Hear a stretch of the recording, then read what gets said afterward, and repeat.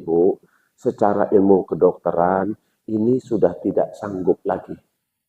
Sudah tidak bisa disembuhkan secara ilmu kedokteran. Apa kata istrinya, kata ibu itu? Tolong dokter, tolong usahakan dokter. Berapapun biayanya, saya bayar. Asal anak saya disembuhkan. Itu kalau orang tua sama anak pakai hati. Coba yang sakit orang tua. Orang tua yang sakit, udah 4 bulan. Anaknya itu datang ke dokter. Dok, gimana dok? Ini ya mas, nah, kami sudah berusaha, tapi secara ilmu kedokteran kayaknya ini sudah susah disembuhkan. Tolong bawa pulang aja lah. Secara ilmu kedokteran ini sudah tidak bisa. Tapi bawa pulang. Begitu bawa pulang, anaknya 4 berembuk. Panggil Ustadz. Ustadz, ini ayah kami ini udah pulang dari rumah sakit nggak sanggup. Gini aja lah Ustadz, kalau bisa diruqyahkan, dibacakan Yasin, kami ikhlas. Kok cepet kali ikhlas gitu loh. Kalau orang, karena dia pakai akal, ini beban ini, kalau nggak tinggal beban. Makanya cepet ikhlas. Tapi kalau orang tua ke anak pakai hati Pak. Macam manapun diusahakan. Makanya kita nggak tahan Pak, duduk di samping jenazah orang tua kita nggak tahan. Tapi orang tua kita duduk di samping kita waktu sakit tahan. Ada anak-anak kena DBD di rumah sakit, saya pertengokkan. Ibu itu nggak pulang-pulang, nggak mandi-mandi, nggak makan-makan. Asal anaknya ini ditungguin. Kalau kita jagain orang tua di rumah sakit setengah jam sekali metu. Adik yang telepon, bang kemana mama? Ya kemana lah, kau pun nggak datang, ngasih aku aja. Udah datanglah kau, bang mau pulang ini, asik mau pulang aja bawaannya. Ada 4 hal yang membuat orang itu nyesal. Nyesal senyesal-nyesalnya. Ibu kalau udah nyesel bu, nyesel nggak bisa obat. Bapak kena parang luka, sakit. Sakitnya berapa lama? Ya pas luka itu aja. Habis itu diobati sembuh, hilang. Udah. Tapi kalau yang terluka nyesal di hati, nggak ada sembuhnya. Lama, makanya nikmat dibagi 4. Orang yang nggak pandai memandang nikmat, nyesal. Nikmat paling pendek itu nikmat apa? Nikmat makan.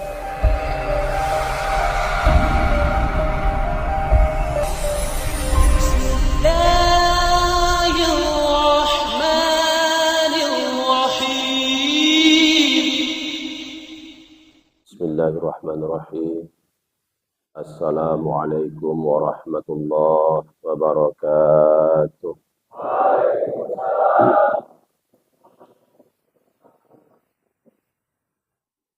Alhamdulillahi rabbil alamin. Wa bihi nasta'inu ala umuri dunya waddin. Ashhadu an la ilaha illallah wahdahu la syarika lah. Wa ashhadu anna Muhammadan abduhu wa rasuluh alladzi la nabiyya ba'dah. Allahumma salli ala sayyidina Muhammad wa ala alihi wa sahbihi ajma'in. Hadratul muhtaramin yang sama kita takzim muliakan, Badan Kemakmuran Masjid Baitur Rahman, yaitu sahabat saya Pak Sudaryanto. Beliau salah satu yang sering ketemu saya waktu di Medan dulu tinggal sama, tapi jumpanya selalu malam. Siang nggak pernah jumpa, jumpanya malam. Dan salah satu tempat berkah punya beliau itu, ada satu ustadz yang tidak pernah mau singgah untuk nyantai, tapi kalau tempat Pak Anto itu jadi tempat singgahnya para guru-guru kita. Juga yang saya takzim muliakan hadir bersama kita Ketua FKSMM yaitu Ustaz Salman. Kita doakan Ustaz Salman selalu dalam keadaan sehat walafiat. Juga ada sahabat saya penasehat FKSMM Ustaz Hendro dan juga seluruh BKM dari masjid-masjid yang berhadir.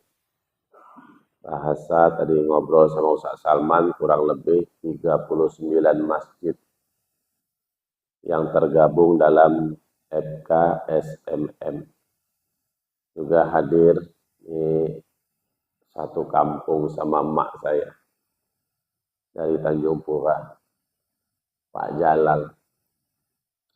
Emak saya Melayu, Pak. Tanjung Pura, ayah saya yang Kalimantan Selatan, Banjarmasin. Tapi saya tahu saya orang Melayu. Makanya saya pakai Al-Banjari supaya saya tahu saya orang Banjar. Karena di Stabat saya dipanggil Ambon. Iqbal mana? Iqbal Ambon. Anak Melayu lahir di kebon. Makanya saya lebih medok ngomong Jawa ketimbang ngomong Banjar. Karena koncoku kayak mbiyen iku ya wong Jawa. Malah ngitung orang Jawa ini kalau ngitung harus pakai benda, Pak, waktu sekolah. Ya kalau nggak pakai benda nggak dapet. 5 tambah 5 berapa? Nggak dapet. Bingung 5 tambah 5. Tapi kalau disangkutkan sama benda dapet. 5 pisang goreng. Nah, menyangkutkan pakai benda. Ditambah 5 pisang goreng. Berapa anak-anak? Jawab paling belakang. Sak piring bubung, Bu Guru. Penuh piringnya. 5 pisang goreng tambah 5 pisang goreng bukan 10 sak piring bubung. Juga yang saya takzim muliakan ibu-ibu yang berhadir pada subuh hari ini, insyaallah kita semua mendapatkan keberkahan dari Allah Subhanahu wa taala. Kita awali karena suasananya ini nyuruh tidur. Apalagi barusan sarapan. Saya tadi diajak sama Ustadz sarapan yang udah tak punya juga. Begitu habis sarapan, lewat ceret. Saya pikir isinya hitam, rupanya isinya putih. Makin beleret.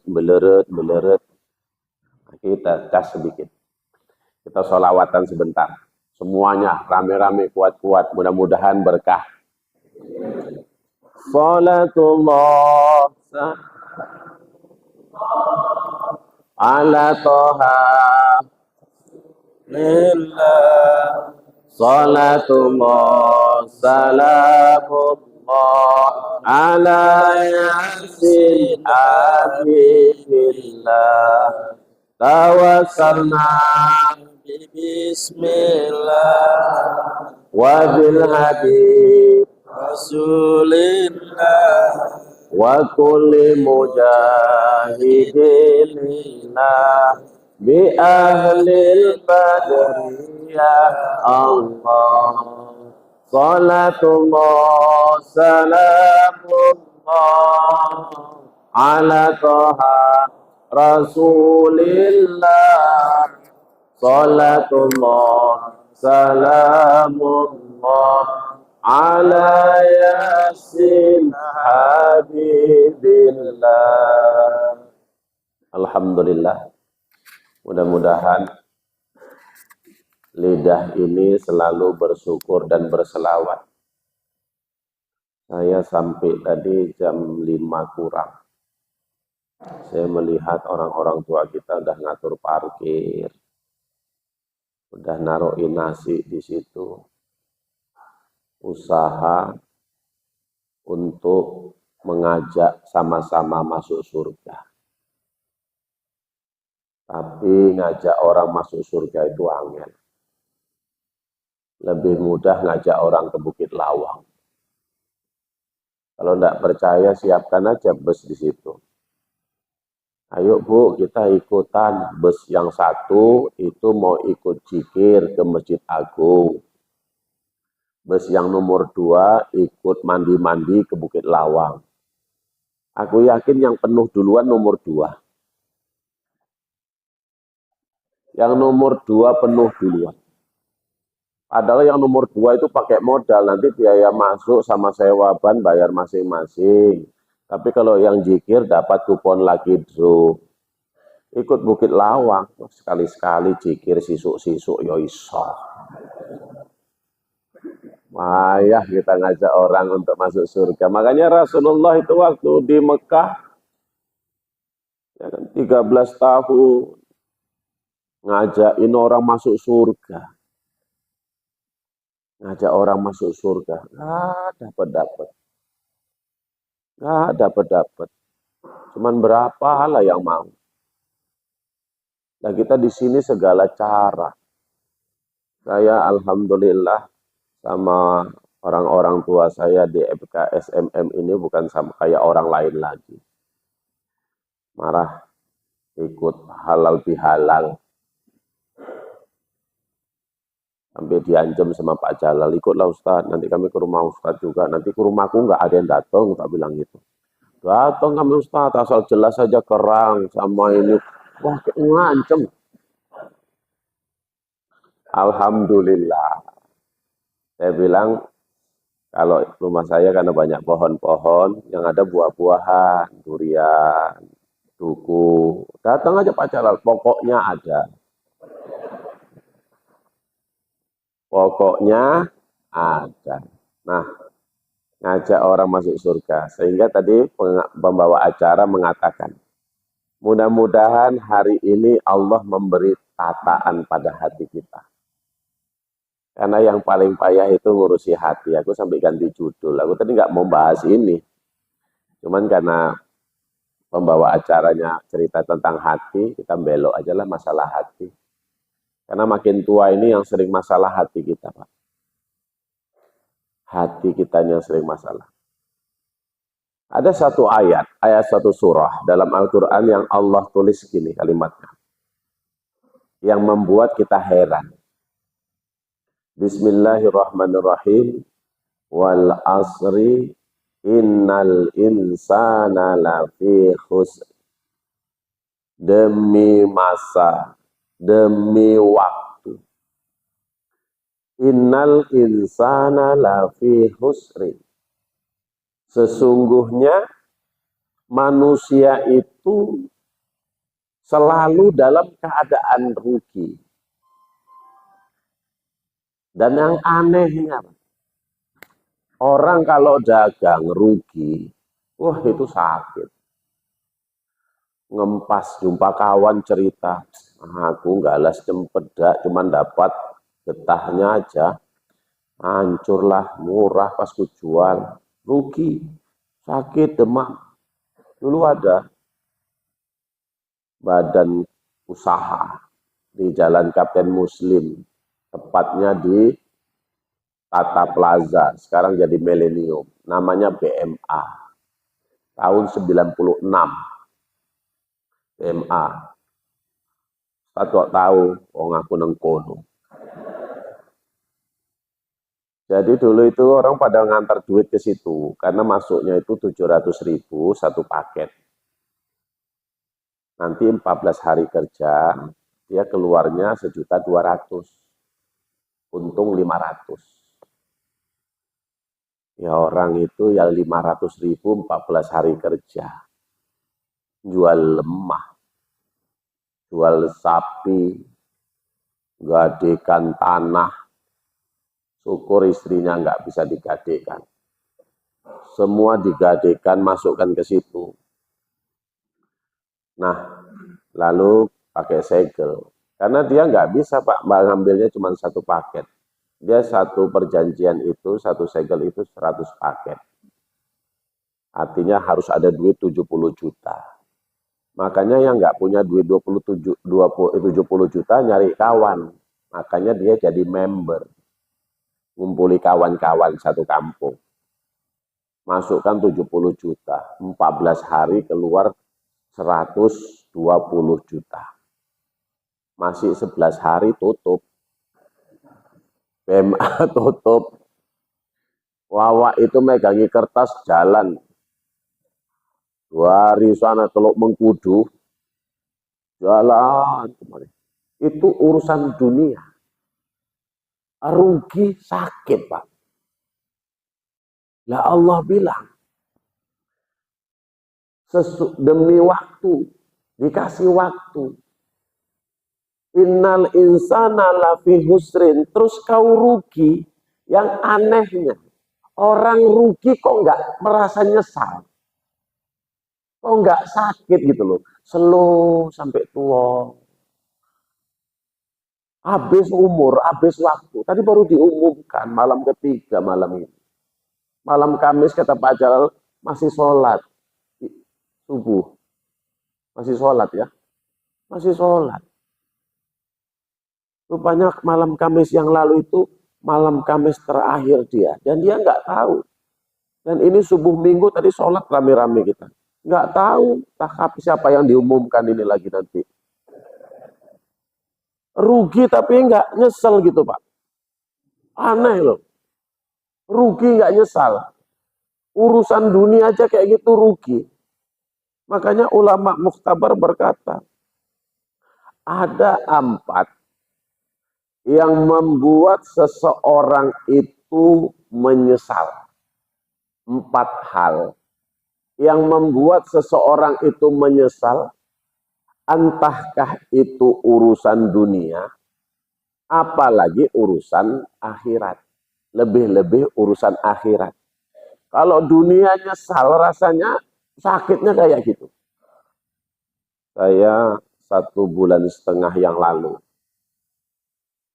diajak sama mama-mama. Aku kalau udah cerita mama-mama nggak berani melawan. Diajak ke Bukit Lawang, Pak. Acara wisata religi. Sebelum sampai Bukit Lawang itu, minta kawanin saya karena mau ziarah.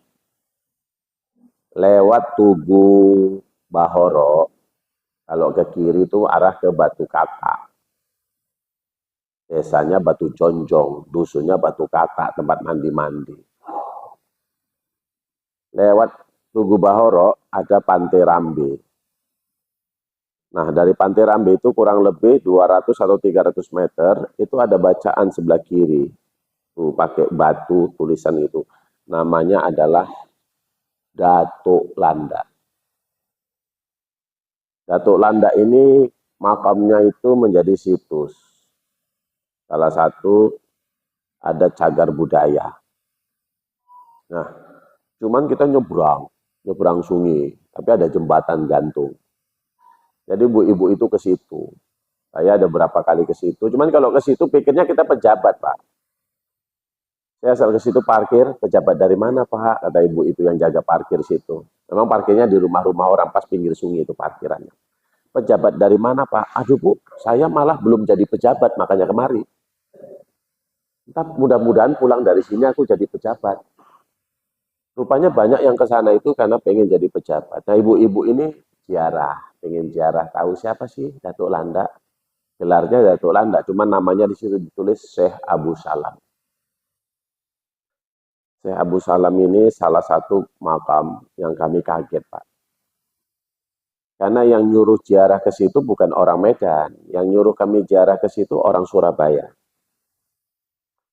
Waktu saya sama Ustadz Humaini jalan-jalan ke Surabaya, singgah salah satu ke makam Syekhuna Bangkalan, di Bangkalan, Madura. Jadi pas ngisi anti itu ngantri, tengah malam jam 2 malam kita tes masuk ke sana itu jam 2 malam, saya pikir sepi, rupanya rame. Jadi karena rame kami duduk. Cuman gaya orang Medan ini nampak, Pak. Terus yang jaga makam itu, yang jaga-jaga di sekitar situ, itu manggil, Bapak sudah ngisi buku tamu? Belum. Bapak mau ziarah? Iya. Bapak dari mana? Dari Medan. Oh, Bapak dari Medan? Iya. Di kota Medannya? Iya, di kota Medannya. Pak, isi dulu buku tamunya. Isi buku tamu. Nah, sambil nunggu-nunggu, Pak izin, Bapak baru sampai? Enggak, dari tadi. Cuman nggak ngerti masuknya dari mana. Ayo dikawanin. Dikawanin jalur tol. Jalur tol. Belok dari dalam masjid, langsung ke makam, tapi di pagarnya. Terus dia nanya, Bapak dari Medan itu di kotanya? Iya. Pernah ziarah ke Datuk Landa? Loh, nggak tahu saya Datuk Landa. Saya bilang. Tapi kalau saya kubah terbang saya tahu. Datuk Landa. Nanti pulang dari sini ziarah juga dong ke sana. Insya Allah nanti saya cari. Nah, rupanya ada di situ. Nggak tahunya rupanya ada di bawah. Nah, dari situ langsung ke Bukit Lawang. Bukit Lawang, mama-mama itu ngambil pondok pinggir sungai. Berenang, mandi, nganyut pakai ban. Aku pun bingung mana ibu itu, mana bannya sama bulatnya. Saya duduk aja, saya nggak ikut mandi. Karena aku bingung, aku pasti dikeroyok nanti kalau ikut mandi. Jadi saya duduk, di sebelah kami ini ada 3 tenda diborong sama keluarga. Beberapa keluarga, kakak adik atau saudara, macam mana sepupu, juga duduk di situ. Cuman nyanyi-nyanyi. Kalau yang kami mandi-mandi. Karena nggak saya kasih nyanyi-nyanyi, mandi-mandi. Hilangkan panas orang tuh, berendam. Yang ini nyanyi-nyanyi. Saya tengok aja gitu kan. Tengok nyanyi-nyanyi. Anaknya mandi. Rupanya anaknya anyut, Pak. Mamaknya yang nyanyi tadi. Nyanyinya nyindir aku. Nyanyinya kayaknya nyindir. Biasa ibu-ibu kalau nyanyi kan nyindir, Pak. Nyindir suami. Nggak tahu lakinya gampang tersinggung, disindirin. Jadi nyanyi-nyanyi, bergembira. Anaknya anyut. Rupanya ketahuannya itu sudah di sana, sudah di bawah, lewat jembatan gantung 2 di Lawang. Dan diberitakan meninggal, Pak. Saya melihat wajah mamaknya itu, orang tuanya itu, ibunya itu. Ya bingung, ya nyesal. Itu nggak tergambarkan lagi.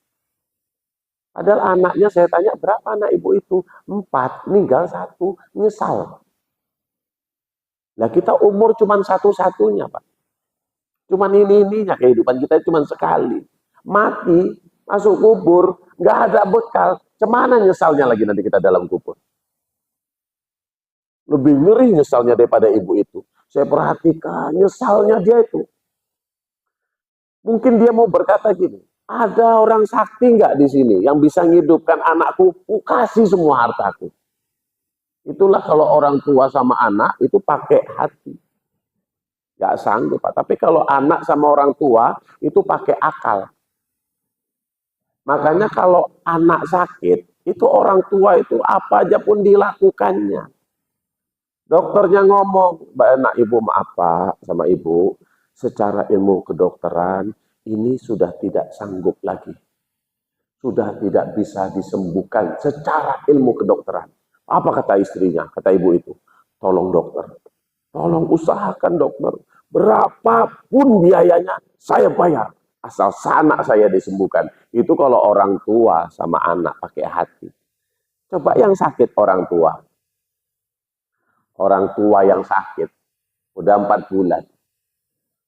Anaknya itu datang ke dokter. Dok, gimana dok? Ini ya mas. Nah, kami sudah berusaha. Tapi secara ilmu kedokteran, kayaknya ini sudah susah disembuhkan. Tolong bawa pulang aja lah. Secara ilmu kedokteran ini sudah tidak bisa. Tapi bawa pulang. Begitu bawa pulang, anaknya 4 berembuk. Panggil Ustadz. Ustadz, ini ayah kami ini udah pulang dari rumah sakit. Rumah sakit nggak sanggup. Gini aja lah Ustadz, kalau bisa diruqyahkan, dibacakan Yasin, kami ikhlas. Kok cepet kali ikhlas gitu loh. Kalau orang, karena dia pakai akal. Ini beban ini, kalau nggak tinggal beban. Makanya cepet ikhlas. Tapi kalau orang tua ke anak pakai hati, Pak. Macam manapun diusahakan. Makanya kita nggak tahan, Pak. Duduk di samping jenazah orang tua kita nggak tahan. Tapi orang tua kita duduk di samping kita waktu sakit, tahan. Ada anak-anak kena DBD di rumah sakit, saya pertengokkan. Ibu itu nggak pulang-pulang, nggak mandi-mandi, nggak makan-makan. Asal anaknya ini ditungguin. Kalau kita jagain orang tua di rumah sakit setengah jam sekali metu. Adiknya telepon, bang cemana mama? Ya cemana lah, kau pun gak datang, ngasih aku aja. Udah datang lah kau, bang mau pulang ini, asik mau pulang aja bawaannya. Nah, nyesal nih. Ada 4 hal yang membuat seseorang itu menyesal. Apakah urusan dunia, lebih-lebih urusan akhirat. Nah, nyesal. Ada 4 yang membuat seseorang itu menyesal. Arba'atun turisul hasratan. Ada 4 hal yang membuat orang itu nyesal. Nyesal senyesal-nyesalnya. Ibu kalau udah nyesel, Bu, nyesel nggak bisa obat. Bapak kena parang luka, sakit. Sakitnya berapa lama? Ya pas luka itu aja. Habis itu diobati, sembuh, hilang. Udah. Tapi kalau yang terluka, nyesal di hati, nggak ada sembuhnya. Lama, makanya nikmat dibagi 4. Orang yang nggak pandai memandang nikmat, nyesal. Nikmat paling pendek itu nikmat apa?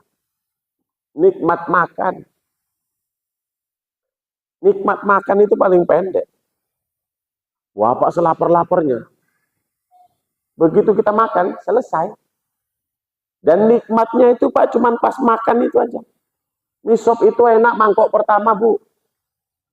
Mangkok kedua kurang enak. Mangkok yang ketiga tambah nggak enak.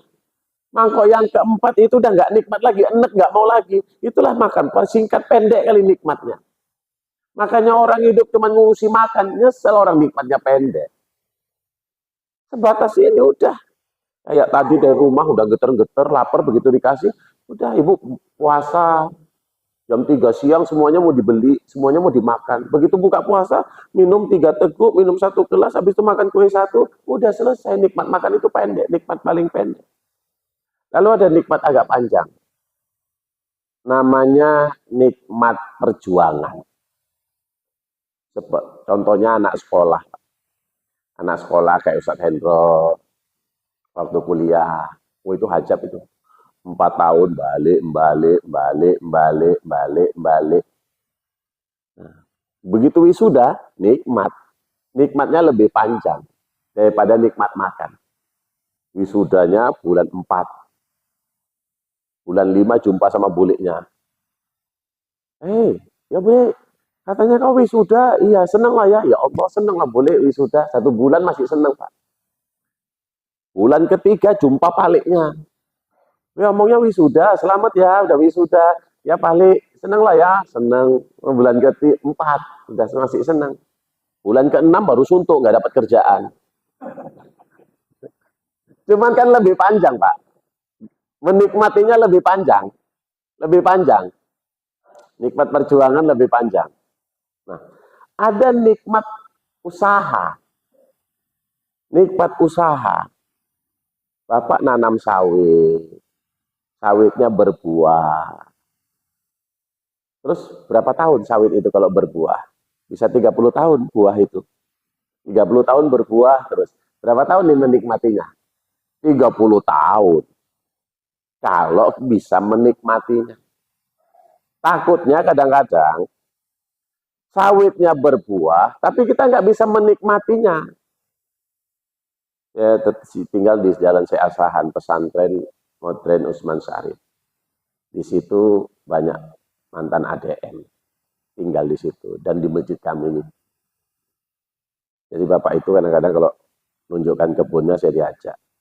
Kan ada kegiatan? Nggak ada Pak. Yuk lihat kebun saya yuk. Wah yuk. Ya kalau nunjukkan kebun tangannya gitu. Berapa hektar Pak? Alah, banyak berapa hektar. Sedikit Ustaz, cuma 1 patok. Tak pikir 1 patok itu piro. Rupanya 25 hektar.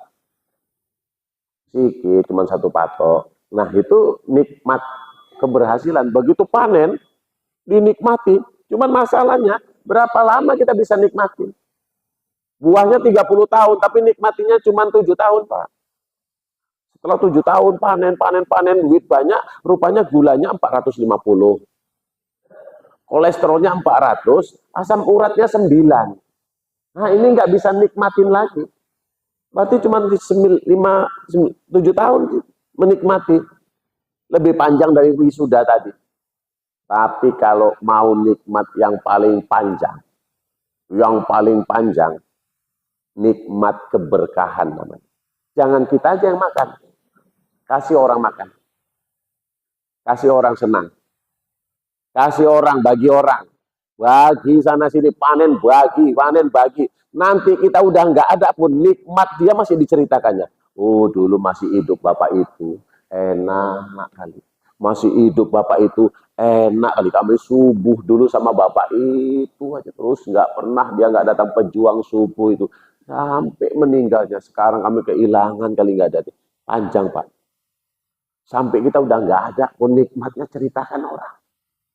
Makanya ngajak subuh ini mudah-mudahan jadi berkah. Dia ngajakin orang supaya nikmat keberkahan ini panjang. Nah, 4 hal yang membuat orang itu menyesal. Hari ini kita kajiannya. 4 hal membuat orang itu menyesal. Ada 5 hukum Islam. Hukum Islam itu 5. Yang pertama apa hukum Islam itu? Wajib. Ya kan? Hukum Islam itu yang pertama wajib. Wajib itu dikerjakan berpahala. Kita hukum dasarnya aja. Ditinggalkan berdosa. Walaupun wajib itu kan dibagi. Ada wajib ini, wajib ini, wajib ini. Ada wajib tapi dia melihat keadaan. Contohnya zakat, nunggu sampai cukup ada uangnya. Sampai ada tahunnya baru wajibnya jatuh. Baru wajibnya datang. Nah, yang kedua ada namanya hukum itu haram. Haram itu kebalikan wajib. Kebalikan wajib. Kalau wajib dikerjakan berpahala, ditinggalkan berdosa. Nah, kalau haram dikerjakan berdosa, ditinggalkan berpahala. Habis itu ada hukum yang ketiga, namanya makruh. Makruh ini dikerjakan boleh, tapi Allah tidak suka.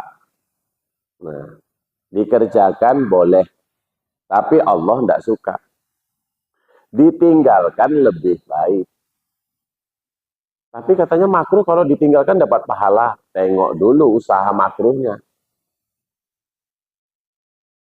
Kalau makan jengkol kan makruh. Aku semalam pergi sama kawan-kawan ada jengkol nggak aku makan. Apa dapat pahala makruh? Tengok dulu usahanya. Makan Pak, di sini jengkol. Di sini ikan jurung. Sama ikan senangin. Terus dia bilang gini, aku nggak mau makan jengkol, makruh. Aku senangin aja lah. Ya lebih enak ini. Ini ninggalkan makruhnya nggak pakai usaha. Tapi kalau nggak ada lauk lagi, cuman lauknya jengkol tok sama nasi putih, terus dia gini, aku biarlah makan pakai nasi aja, nggak usah pakai pakai lauk, yang ya, supaya terhindar dari makruh. Nah, ini makruhnya berpahala karena usaha. Ini aku nggak mau makan ini karena makruh, aku makan udang aja. Yo enakan, yo enakan. Paham ya Pak ya? Ya enakan orang ada tandingannya. Ini memang nggak ada lagi, cuman adanya itu cuman pete tok. Pete habis nggak ada lauk. Ini lauknya 4 macam, kayak kita tempat Pak Jalal. Ada jengkol, ada rendang, ada ikan baung. Adalah aku supaya nggak kena dosa makruh, nggak kena makruh, aku jengkolnya nggak usah makanlah, aku baungnya aja. Ya enakan. Ini enak. Nah, makruh. Apa aja makruh itu? Tidur, habis subuh. Dia nggak sampai berdosa. Tapi Allah nggak suka. Nah, makruh ini Pak, dia Allah nggak suka itu, nggak berdosa, tapi makruh ini dia punya akibat. Ingat Ibu, hukum di kampung saya. Di kampung saya itu hukumnya nggak di Quran, nggak di hadis, tapi ditakuti, namanya pantang. Jangan telungkup-telungkup, pantang. Itu nggak ada itu dalam Quran. Tapi punya efek. Yang ditakuti. Makanya makruh ini banyak dikasih efek. Karena boleh. Jangan tidur habis asar. Nanti kau akan kena penyakit ini. Ada takutannya, ada nakutinya. Boleh, tapi ditakutin. Jangan tidur habis maghrib. Nanti kamu gini. Nah, itu ada makruh. Dia enggak haram dosa, tapi ada akibat. Lalu ada yang keempat, namanya sunnah. Sunnah ini dikerjakan berpahala, tidak dikerjakan rugi. Orang sunnah, apalagi sunnah yang nggak repot. Sunnah yang nggak repot itu, Pak. Nggak payah megangin, nggak jadi kerjaan. Sunnah yang nggak jadi kerjaan. Apa itu? Jenggot. Jenggot ini kan ikut sunnah ini pakai jenggot kayak Ustaz Salman. Kan nggak repot, orang nempel sendiri, ya udah biarin. Kecuali kita jenggotnya kita pegangin tiap hari gini kemana-mana dibawa. Oh itu repot sunnahnya. Repot, sunnahnya repot ya. Bawa gini, bawa mana kok jenggotnya dibawa? Iya, karena jenggotnya ini sunnah gitu. Ini kan nggak nempel kok, nempel aja gitu. Tapi ngalir dia sunnahnya. Sunnahnya ngalir, nggak repot. Ya nggak repot ini buat aja. Yang nggak repot kok orang tinggal pakai aja. Orang nggak disilami kecuali dipupuk Orea gitu loh. Repot ngurusnya. Ya nggak repot, sunnah yang nggak repot gitu. Dikerjakan berpahala, ditinggalkan rugi. Apalagi yang nggak repot-repot ini. Nah yang nggak repot. Lalu ada yang kelima, hukum itu adalah mubah. Mubah itu apa? Boleh. Boleh dikerjakan tidak berpahala, ditinggalkan tidak berdosa. Tapi dia melemahkan hati. Contohnya apa? Nonton TV, kelamaan. Ya boleh. Tapi melemahkan hati, asik nonton TV, ya wirid, enggak. Sholat lewat, ibu-ibu sholat isanya jam 11:30 malam. Gara-gara nonton TV, sinetron terikat janji. Masalahnya iklannya ngelarang pergi, Pak. Begitu iklan, jangan kemana-mana. Kami akan kembali setelah pesan-pesan berikut. Yang nggak kemana-mana. Mubah, boleh. Tapi dia merusak nanti, melemahkan hati. Nyantai-nyantai. Ke mall, belanja ke mall. Itu ya mubah. Tapi dia melemahkan. Kenapa? Nanti condong. Condong hati itu untuk nyaman. Nah, zaman mubah ini. Nah, lalu dari 5 hukum ini tadi ada 3 tingkat hati. Nah, kita mau lihat hati kita itu di tingkat yang kemana, yang keberapa. Tingkat yang keberapa. Nanti ada masing-masing hati ini hobinya ada, Pak. Tingkat yang pertama namanya hati itu adalah kalbun marid. Hati yang sakit. Ciri-cirinya, orang ini kalau hatinya hati kalbun yang marid, hati yang sakit, ciri-cirinya wajib dia tinggalkan. Yang haram dia kerjakan. Yang wajib-wajib dia tinggalkan. Puasa Ramadan, ada aja alasannya. Kenapa, Wak? Tahan. Ada lagi dia nggak tahan apa. Jam 11:30 siang, Lebaran ke-18 kemarin, Pak. Panas-panasnya hari, aku pas pulang pengajian, Bapak itu ngerokok, gudang garam merah pinggir jalan. Cuman udah kepergok sama aku. Ustaz, katanya, oh ya, nggak terasa Ustaz ya, Ramadan udah 18 hari. Katanya. Macam mana mau terasa orang dia ngerokok? Awak yang nahankannya mereng-mereng, yang ngomong nggak terasa ya, puasa udah 18 hari, katanya orang yang ngerokok gudang garam merah. Baju dipikul. Kepergok, nggak terasa 18 hari. Dalam hatiku, kepala otak kau ya nggak terasa. Orang kau ngerokok, nggak puasa. Coba yang puasa, wow kelenger mana lagi kita sambil nyambut gawe, sambil kerja, keros, semereng-mereng. Nah, wajib dia tinggalkan. Itu orang yang punya hati kalbun marid, hatinya sakit. Haram dia kerjakan. Lalu, Yang makruh dia kerjakan. Dia cuek aja tuh Pak. Mau tidur habis asar, mau tidur habis maghrib, mau sekalian nyambung dari subuh nggak bangun-bangun sampai jam 9. Nah, slow. Yang makruh-makruh dia slow, macam nggak ada beban. Itu yang hatinya sakit. Lalu apa lagi? Yang hatinya sakit? Nah, yang sunnah-sunnah dia nggak kerjakan. Yang mubah-mubah dia nggak kerjakan. Berat pokoknya. Yang sunnah-sunnah nggak, yang makruh nggak. Yang haram-haram, ayo nonton TV, mubah-mubah, hobi, mubah hobi. Niatnya menghibur, hiburan, main leng.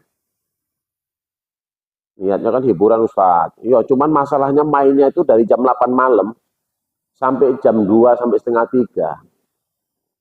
Mubah ini kalau diturut-turutkan melemahkan hati, Pak. Melemahkan hati. Makin lemah hati itu. Mubah, berlama-lama berbanyak-banyak di mubah. Yang boleh memang boleh, tapi nanti nyaman di situ. Nyaman di situ, terus dia condong hatinya ke situ, diajak untuk yang kayak gitu, dia nggak selera, nggak selera. Nggak selera. Itu hati kalbun salim, kalbun marid, hati yang sakit. Nah, kalau urusan yang rame-rame, ayo. Panas-panasan kalau urusannya itu dunia, ayo. Tapi kalau panas-panasan urusannya akhirat, nggak sanggup. Contoh, mana lebih semangat kita Pak? Hadir tablik akbar di lapangan yang ceramah Ustadz Abdul Somad, Ustadz Adi Hidayat di lapangan nih. Sama ikut acara panjat pinang. Semangat nengok konser sama panjat pinang. Karena memang itu kalau yang mubah-mubah ini diikutkan, hati itu condong. Condong. Nah, karena Bapak udah biasa ngikutin yang ini, nggak datang nggak enak. Nggak datang nggak enak, panggilan hati itu. Nah, lalu kita lihat hati yang kedua. Yang kedua adalah kalbun saleh. Kalbun soleh itu maksudnya hati itu hati yang benar. Hati itu sudah benar. Tapi dia belum selamat. Hati ini belum selamat, tapi udah benar. Nah, ciri-cirinya orang yang punya kalbun soleh ini, ciri-cirinya wajib dia kerjakan. Wajib dia kerjakan. Sholat. Pas masanya puasa. Kayak ibu-ibu lah. Pas masanya ngaji. Tapi yang haram dia kerjakan. Diajak ngerumpi. Diajak ngaji. Ayo aja dia, pokoknya angles aja dia. Dia netral aja.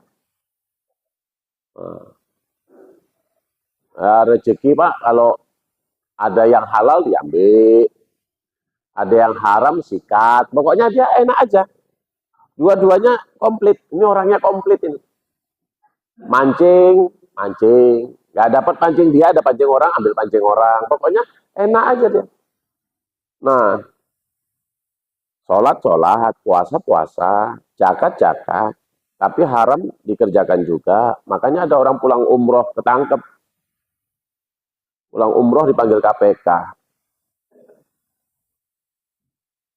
Nah, lalu apalagi dia? Yang sunnah. Nah, yang sunnah dia kurang selera.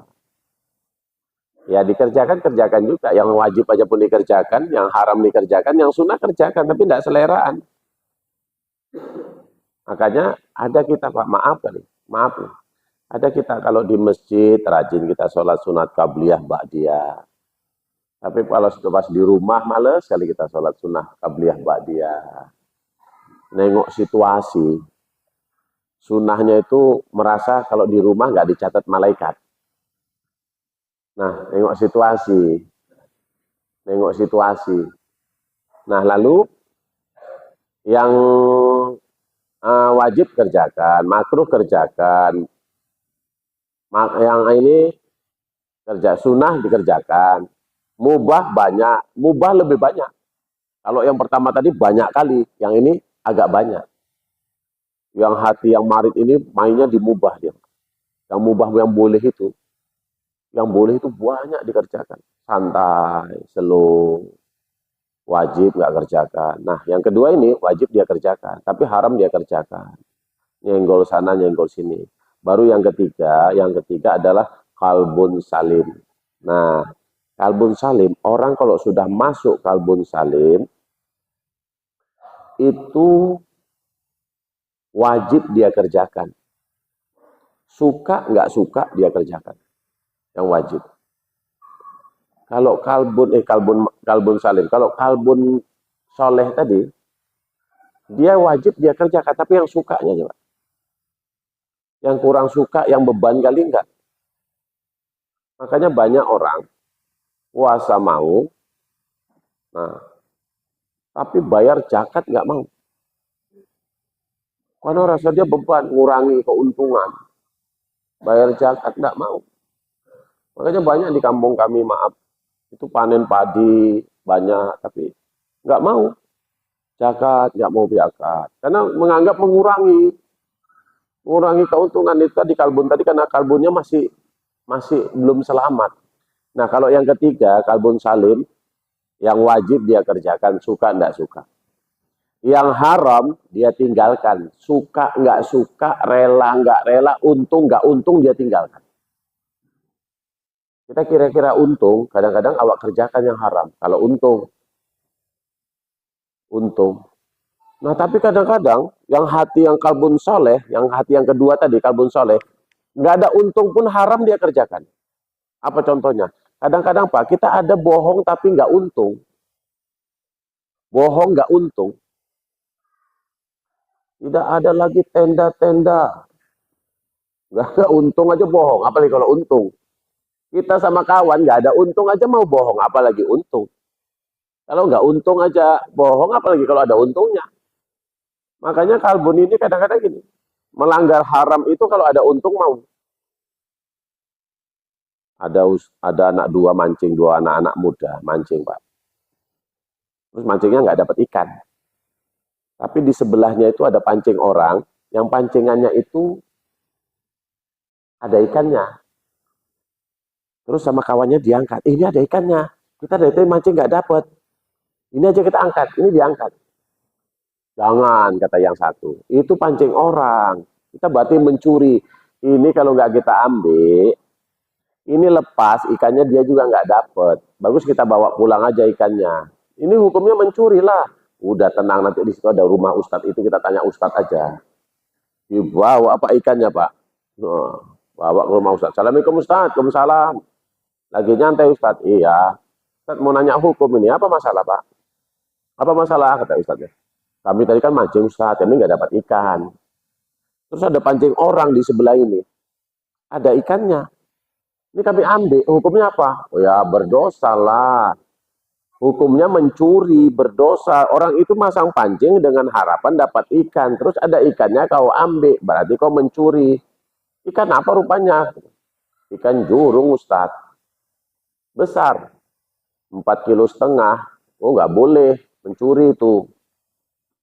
Ini Ustadz, rencana kami, ikannya itu mau kami bagi dua. Separuh untuk Ustadz, separuh untuk kami.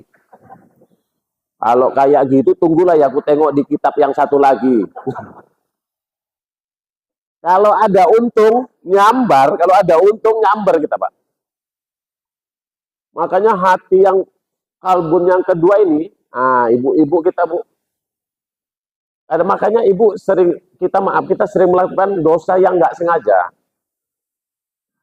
Dosa nggak sengaja. Ibu beli duku. Terus dukunya tadi sekilonya itu 13.000. 2 kilo 25.000 dikasihnya. Ibu ngasih duit 30. Begitu dia mau ngambilkan balik, ada duku yang lain, ibu ambil, masukkan ke dalam plastik. Ini kita menganggapnya ini biasa. Tapi salah, makanya kadang-kadang kita ngasih makan anak yang haram, kaidah usul fikih, sedikit yang haram, bercampur dengan banyak yang halal, maka yang halal ini jadi haram. Makanya kadang-kadang ini dulu ayahnya Imam Syafi'i itu kan jalan. Waktu jalan rupanya lelah ke pinggir sungai, mandi. Pas mandi ada buah apel anyut. Sama ayahnya ini diambil, dimakan. Pas lagi digigit dia mikir, nggak mungkin buah ini jatuh dari langit, pasti ada pohonnya. Kalau ada pohonnya berarti ada yang nanam pohon. Kalau ada nanam pohon berarti ada yang punya. Oh ini salah ini. Apa? Apel anyut Pak. Kita nggak anyut aja kita anyutkan. Ini apel anyut aja loh. Makanya hati tadi itu menentukan. Diambil, datang, udah digigit. Satu gigitan datang cari pinggir sungai diikutin sampai jumpa pohon apel. Begitu jumpa pohon apel didatangi, siapa punya apel ini, pohon ini, itu bapak itu. Assalamualaikum, bapak yang punya pohon apel di situ. Ya Pak, saya mau minta izin, saya minta maaf. Kenapa? Saya sudah ngambil buah bapak anyut di sungai, saya makan tanpa izin pergi sama bapak. Kalau begitu kamu harus bayar kifarat, bayar denda. Apa dendanya? Kamu harus nikah sama anak saya. Anak saya itu buta, bisu, sama tuli. Nah itulah dalam kiasannya rupanya buta nggak pernah nengok yang macam-macam. Bisu itu nggak pernah cakap yang nggak pantas. Tuli itu nggak pernah mendengar yang tidak bagus. Kita kalau makan apel mau segoni pun manam balik. Jangankan apel, pagar aja pun hilang pagar yang punya apel.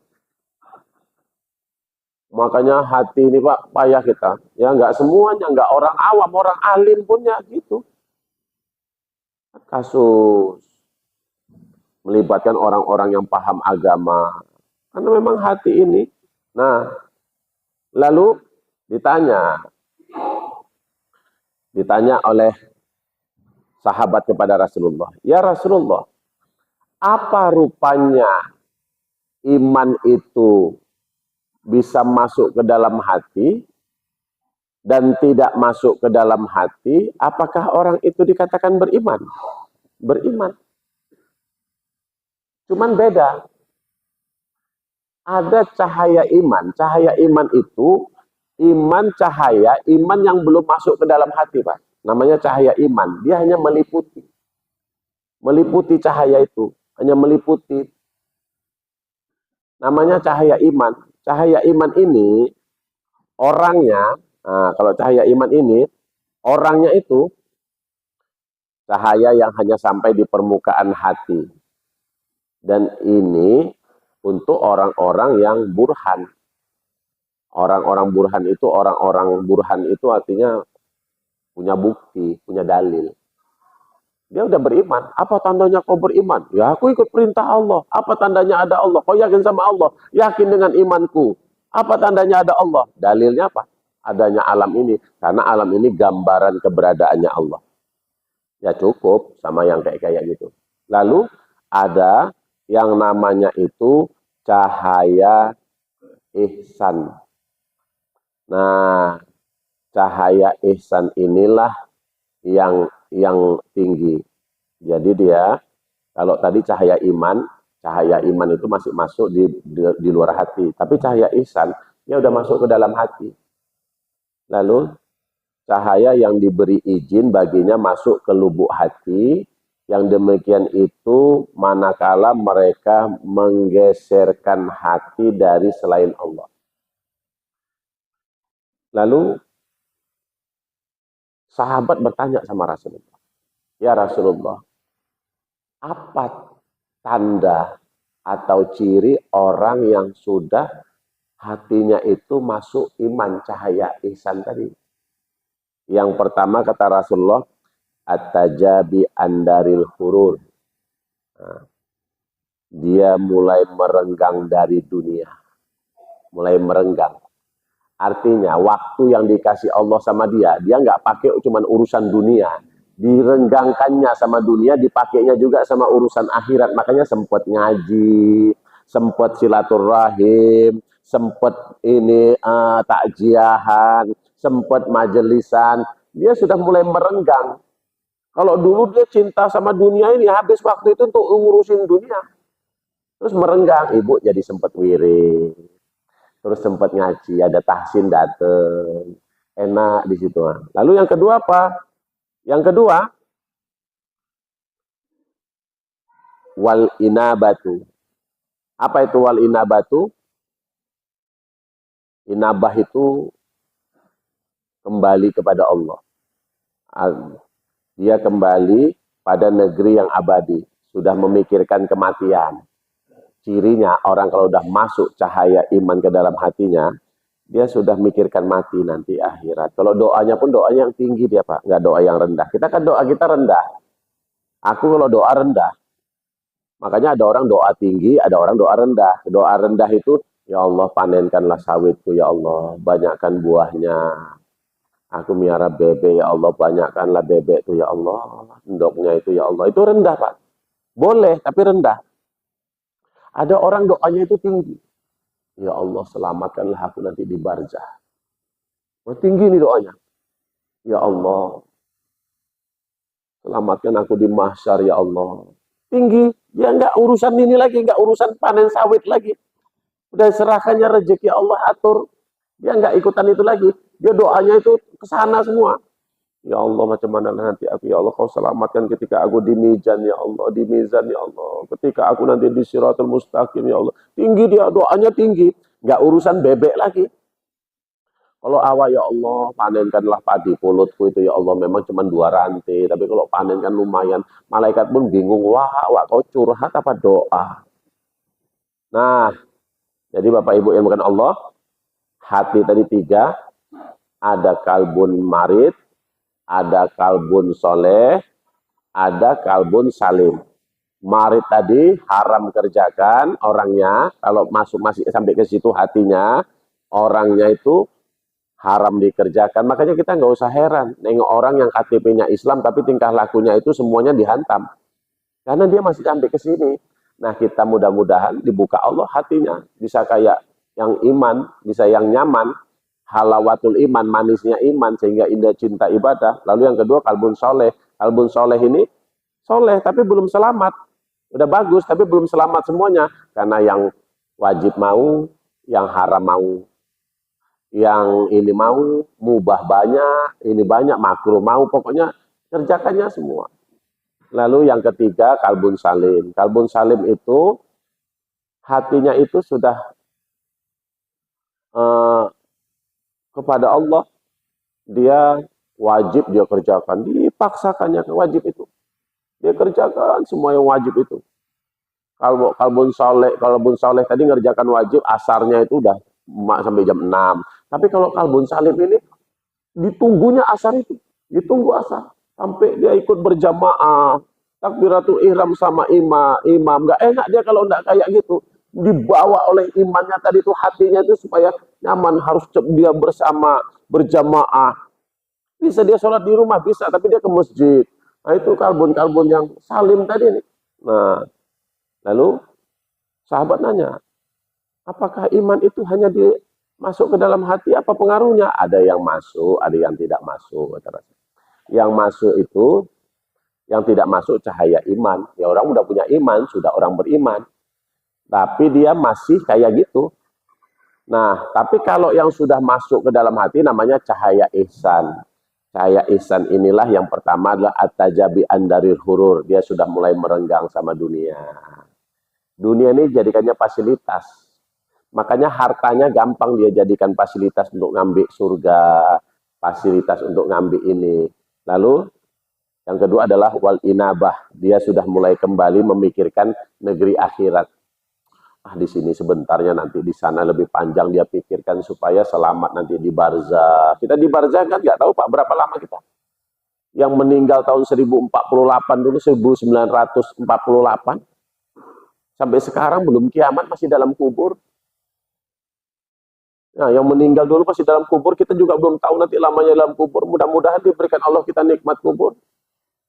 Nah, lalu wal inabah, dia mulai memikirkan negeri akhirat. Kalau doa pun doa tentang akhirat, semuanya tentang akhirat, semua. Dia udah merenggang dari dunia, sehingga doanya akhirat. doanya akhirat aja. Makin lemah fisik, doanya makin akhirat. Lalu ditanya, apalah kira-kira amalan-amalan yang bisa menaikkan cahaya iman menjadi cahaya ihsan. Nah, yang bisa menjadikan kalbun itu salim. Yang pertama, belum kita akhiri, yang pertama adalah iksaru zikir. Banyakkan zikir. Pas duduk-duduk, waktu ini supaya jangan hilang, ibu banyakin zikir. Allah, Allah, Allah, Allah. Subhanallah, subhanallah, subhanallah, subhanallah. Pas duduk-duduk, zikir macam-macam, baca Quran kah itu, niat zikir, zikir, zikir, zikir. Supaya jangan menyesal, rugi. Waktu ini habis. Hati nggak naik, waktu habis, membaikinya, udah pas injury time, udah bingung. Makanya pemain itu kalau kabut, Pak, kalau udah dikeluarkan sama hakim garis itu, wasit luar itu, tinggal 6 menit lagi. Udah 90 menit, tinggal 6 menit lagi. Wah, itu kalang kabut. Karena udah mau injury time baru sibuk. Nah, kita ditata deh sekarang. Lalu yang kedua apa? Iksaru sholawat. Banyakin sholawat. Supaya naik dia. Menjadi kalbun salih. Irsad. Karena sholawat itu irsad, pembimbing. Orang rajin sholawat terbimbing. Nah, lalu yang ketiga, mahabbatus sholihin. Cintai orang soleh, sering duduk di majelis sama orang soleh. Ada guru-guru kita, ada kiai-kiai kita, dudukan sama mereka, duduk sama kawan-kawan yang soleh kayak gini, ningkatin. Lalu yang keempat adalah an-nasihatu li halqillah. Salah satunya adalah baik pada makhluk Allah. Bikin baik sama makhluk Allah. Baik itu makhluk yang manusia maupun makhluk yang lain. Makanya adab-adab itu kan ada, Pak. Air yang mengalir jangan diludahi, jangan dikencingi. Air ngalir. Karena baik sama makhluk Allah. Udah tahu loh Bang semut dikencingi. Apa nggak semut kayak kena banjir bandang? Sampai kayak gitunya untuk menaikkan ini tadi. Nah, lalu yang keempat, at-taubah amma yaswaruhu andillah. Menjauhi sesuatu yang bisa membuat sibuk dari mengingat Allah.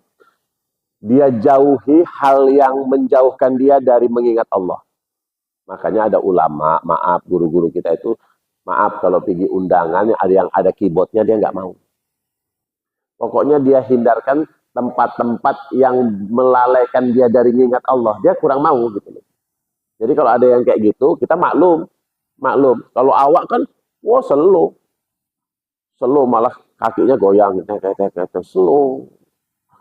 Dia enggak mau itu, lupa dari mengingat Allah. Karena waktu ini terus habis, mati, nyesal. Dia enggak mau. Nah, jadi mudah-mudahan kita pada pagi hari ini menjadikan hati kita hati yang diinginkan oleh para ulama, para nabi, para rasul, hati yang kalbun salim, hati yang selamat, yang Allah pantaskan dimasukkan nanti ke dalamnya adalah cahaya ihsan.